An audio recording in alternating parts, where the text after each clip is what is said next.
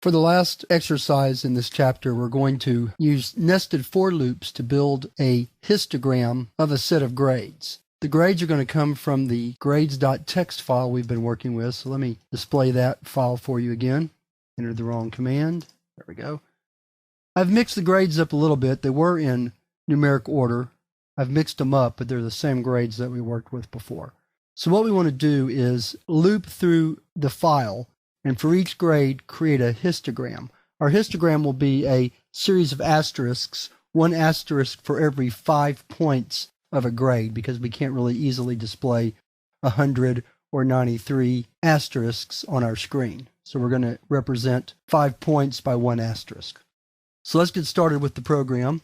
We're going to call it chap8ex2.py.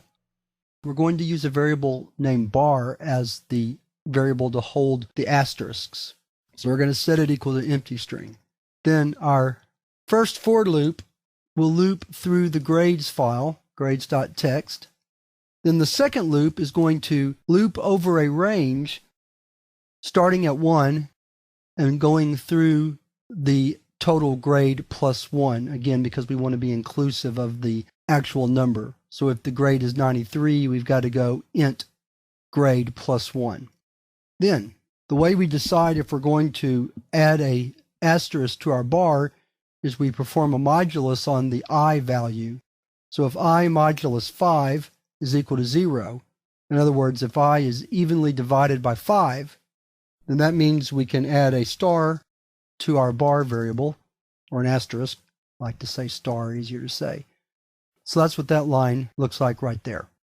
So when we've gone all the way through and added all the bars we need, or all the stars we need for our bar, then we're ready to print the bar. So we're going to print the bar, and then we also want to print the grade out by it so that we can see what the actual number is.